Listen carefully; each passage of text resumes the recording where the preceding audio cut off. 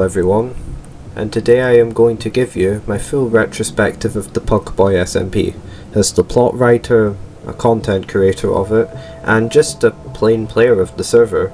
I have often done many retrospectives and video essays about the SMP on this channel, such as Creating Possessed, which mostly spoke of the character development of the original Possessed in the SMP, or The Fall of the Pugboi SMP, which detailed how it ended, and these both will be more detailed in this video, and so will more topics that I've mentioned before. In this video, I am going to give my entire perspective on the development, events, story, and eventual downfall of the Pugboi SMP. But before I get into the video, I need to make one thing very clear.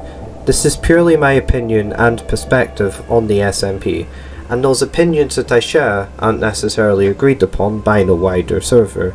So, to Pugboi, Fusion, Pope Brazen, Routzy, or any other member of the SMP watching this, you don't have to necessarily agree with what I say either, because these, again, are purely my views on it, and although a lot of what I say is based off of fact, or at least I think it's based off of fact, this is purely a subjective video essay.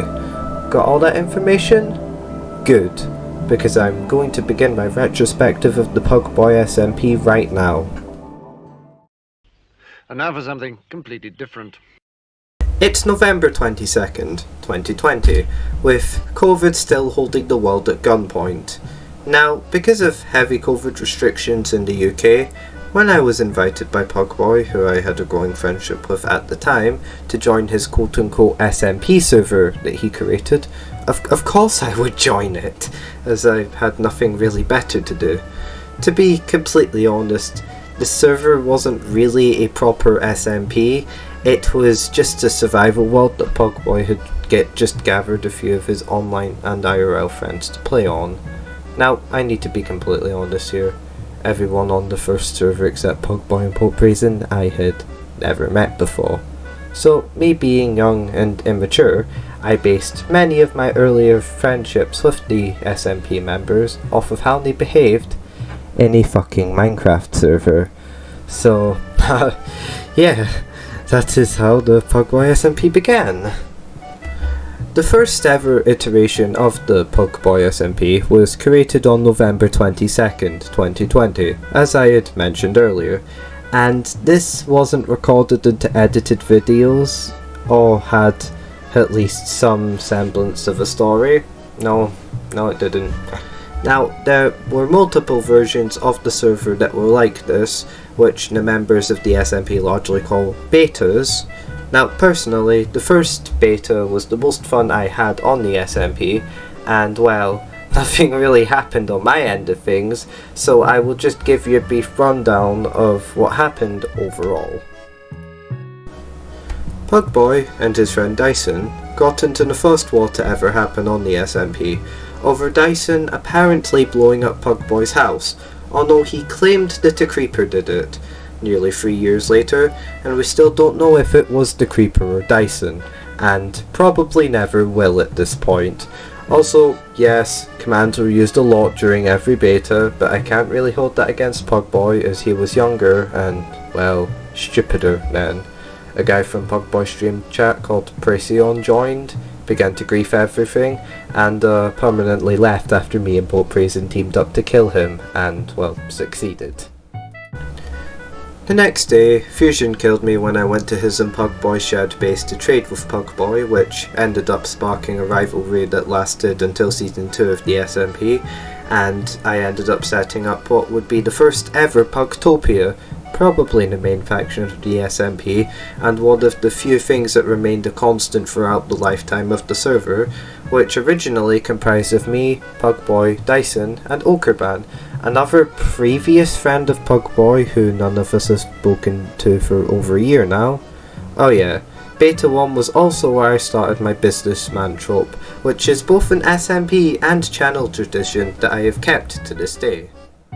So yeah, that's really it for Beta 1. because on November 26th, 2020, the world file got corrupted, so Pugboi created Beta 2 of the Pugboi SMP as a result of this. To be completely honest, Beta 2 was my least favourite version of the SMP. This was the only version where Pugtopia wasn't set up in a beach or savanna biome. This one, for some unfathomable reason, was set up in a desert, even though a plains biome was right next to it. Commands were abused a lot more here than in other betas, and I only had one low quality live stream which comprised of me digging a hole to bedrock level in a desperate attempt to find iron. This server wasn't corrupted like the first beta, it's just that everyone agreed that it was shit, so Pugboi decided to make the third and final beta. The third and final beta was also short-lived. Like the first two, it was created on November 2nd, 2020, and only lasted for about 2 days. Drama between Pugboi and Fusion broke out, and a war started which I kind of stayed out of. The reason that they started the war was because Pugboi, Popraisin and Dyson were unhappy about the fact that Fusion kept killing them over and over again, and griefing their bases and stealing items. This war never got to see an end because the beta phase of the Pugboi SMP ended with the corruption of Beta 3. Look, there was something up with Pugboi's PS4 at the time, okay? However, based on the stream that Pugboi made, there's about a 70% chance that Fusion would have won, due to him simply being better than everyone else at PvP. Now, why am I telling you these stories?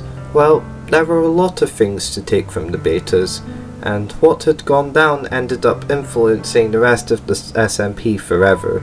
The betas, to me, were mostly just carefree Minecraft fun, where I was younger and, well, less things to worry about, and less commitments, so I'm probably nostalgia blinded here, but the thing that I took from these servers were that maybe Pugboi's friend group weren't too bad after all, and the majority of the original SMP cast I still talk to on at least a somewhat regular basis, and content create with. The classic era is where the Pugboi SMP became what the few people who viewed it recognise it as today, and it had some radical changes compared to the betas, and here I will list the main changes that it underwent. It was the first iteration of the SMP with a coherent, and I don't say this lightly, story, which meant that most of the events were at least somewhat planned out. This was the first SMP since Beta 1 that allowed outsiders to join it. This was the first and only SMP that banned griefing, and this was the first SMP that was, albeit later, hosted using realms, which meant that anyone could log on to it at any time. With all of these changes though, the SMP was kind of doomed to begin with, because of one crucial thing: presentation. Let me explain. The SMP itself was fine, and so was, mostly, the basic story and premise. It just boils down to how it was presented. The videos that were made about it then were cringy, poorly edited, and recorded and edited on console. So the story could never get told effectively as a result of these issues, so let me rectify that error and tell you the final, and probably best and most accurate, interpretation of Season 1. Pugboi had crashed a boat onto an island. Upon getting off the ship, he saw 2 buildings in the distance. He travelled to the buildings only to find that it was a derelict village, and nobody was inside. Since this place seemed to be abandoned, he decided to stay the night since he knew he wouldn't be able to repair his ship with how late it was. The next day, when he woke up, he was surprised to find 2 people who'd moved into the houses nearby. These people were that damn possessed guy, commonly called Possessed for short, and, who guessed it, the person who I played, and someone named Fusion. The 3 quickly became close friends and went to explore the Nether. The next day, Pugboi went out with another person that had moved into the village. His name was Shadow Ninja or Swell Reason 8 or Popraisin. Like, I don't even know myself anymore. He has too many names. But that is besides the point. They decided to explore a nearby cave in order to get some more resources. Fortunately for them, the place was extremely rich in said resources and seemed to be entirely untouched. Satisfied with what they had obtained, they headed home. While leaving this cave, however, Pugboi ended up having a close encounter with a horde of zombies, and barely got out there alive. Little did he know that this wasn't even the weirdest thing about the island. Later that day, Pugboi realised that he was in it for the long run, and thus decided to set up a base on the island. He later decided to make a small faction and call it Pugtopia, and invite everyone that he had encountered so far to his fledgling nation. Pugboi, Poleprison and Possessed also made an alliance and agreed that if anything or anyone were to attempt to destroy Pugtopia, they would team up against them. Fusion, however, started to have a rising suspicion about Possessed and felt that he was hiding something. He kept asking Pugboi to go with him to investigate, and reluctantly, Pugboi said yes, not expecting to find anything. Once they reached his house, it looked fairly normal, until Fusion noticed a part in the carpet that dipped down. When he peeled back the carpet, he was met with a trapdoor. Pugboi and Fusion went down the ladder into the basement, and what they were met with surprised them.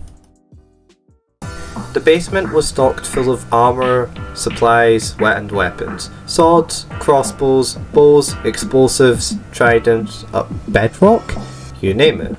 It was unclear if these were going to be used for evil intention, but one thing for certain was that it was obvious that a trial was in order. After a long debate the next day between all of the members of Pugtopia, Possessed was declared innocent. The reasoning for this was because he claimed that all of the stuff under his house were war supplies in case anything went wrong. Everyone agreed that he was innocent but Fusion. However, his weapons were sealed away just in case. Fusion, frustrated that all his hard work was for nothing, plotted his revenge.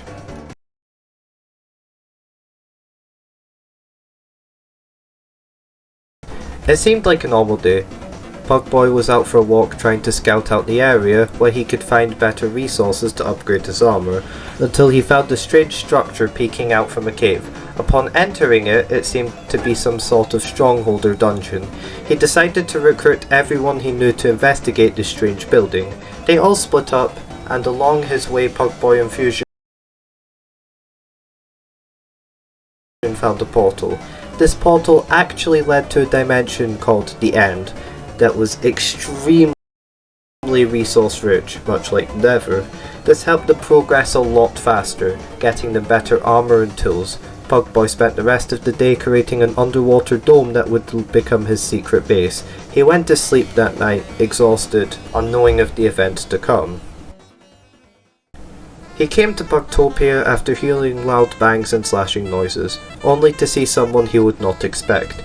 It was Fusion, standing on top of Pugboi's main house holding his netherite blade with the rest of Pugtopia burning. Outraged, he challenged him but had to flee due to Fusion's overwhelmingly more powerful armor and weapons. Throughout the coming days, Pugboi trained in combat and began to upgrade his armor further, even discovering the ultra-rare pigstep along his travels.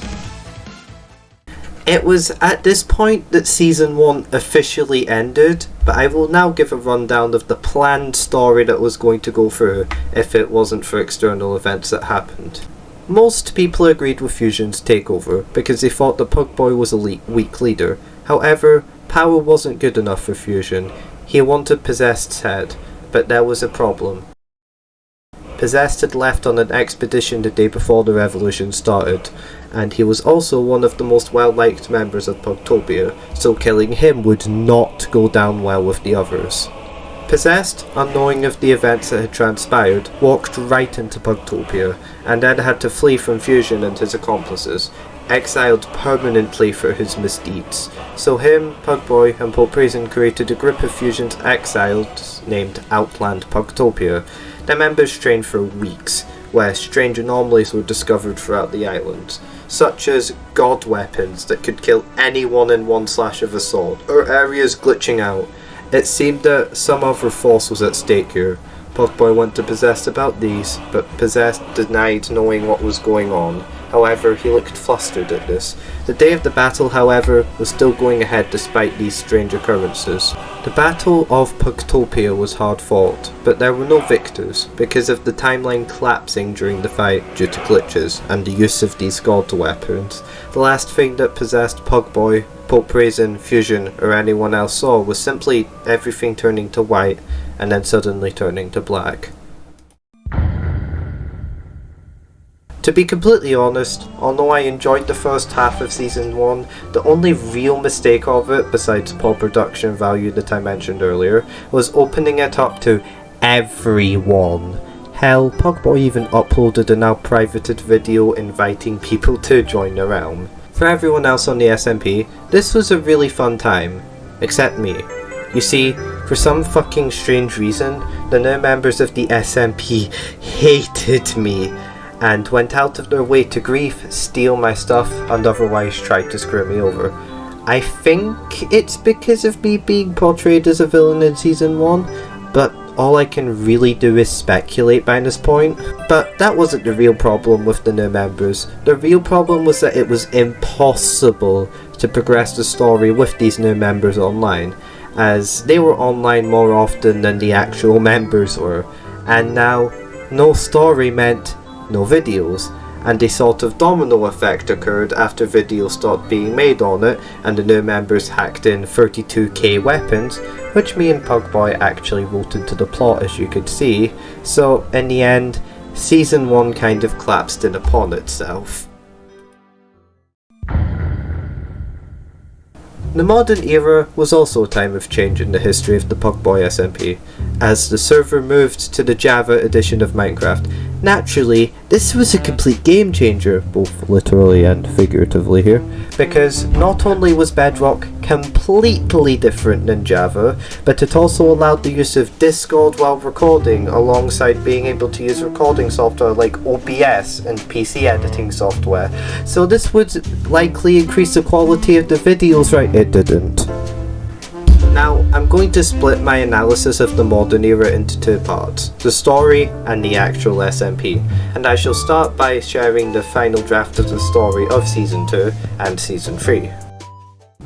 Pugboi woke up on a ship, having no idea of his location. He seemed to be in the middle of the ocean. Suddenly, a lightning strike hit his boat. When he washed up ashore, he was met with an island. Something seemed familiar about the situation, but he couldn't understand why. Pugboi decided to scout the area and look for clues of what's going on. Eventually, he saw a hooded figure in the distance. Upon noticing Pugboi, this figure pulled out an axe and advanced towards him, seemingly just as confused at the situation that Pugboi was. After he realized that Pugboi had no aggressive intent, he introduced himself as Fusion R2. The two agreed to help one another, and they scavenged supplies from the wreckage of the ship, but unfortunately died and lost the supplies in an unknown location. Pugboi then encounters that damn possessed guy after Fusion left, and the two found the lost supplies and went their separate ways, with Possessed setting off to create a vault and Pugboi creating the nation of Pugtopia. During this time, Pugboi met a person named Cocobar, and the two didn't get along well, to the point where Cocobar griefed Pugtopia, so Pugboi and Fusion declared war on him. The Pugtopian side barely emerged victorious, and in the aftermath of the war, Pugboi and Fusion fell out, which caused Fusion to destroy what remained of the nation. Enter Possessed again, who helped Pugboi fight Fusion and ran Pugtopia when Pugboi disappeared in the aftermath of the Fusion War, until Okerban declared a revolution that was brutally suppressed by Possessed and Pope Raisin, and, as a result of this, Possessed left, never to be seen again. Months later, a new SMP member, Routzy, returns to Pugtopia to find it ruined yet again. After beginning repairs, he discovers Pugboi, who had been hiding underneath the floor of his house, as he had heard someone walking around with tools the previous day. The two decide to team up, and after collecting supplies and Pugboi's dogs, form a new vault. They create a new vault in this undisclosed location. They also, on the same day, discover an ancient city and raid it, gaining riches as a result of this. Now, this was the plot of Season 2 and 3, but in reality, only until the founding of Pugtopia was the SMP actually scripted. Yep, the Cocobar War, Fusion War, Auckland Revolution, and every other conflict was completely unscripted. Season 2, if you ask me, was probably the most fun iteration of the server until the Fusion War. Also, more videos were being made on the SMP during this period, as me and fellow content creator Routzy started to create videos on the Pugboi SMP, so it was no longer only Pugboi who made videos on the server. Also, multiple times during the duration of Season 2, Minecraft Java reared its ugly head, and because of it, at any given time, at least one major member couldn't log on to it, but that was also out of our control. Other than that though, there isn't really much to say about Season 2, I wasn't in Season 3, so I will continue on to the next paragraph.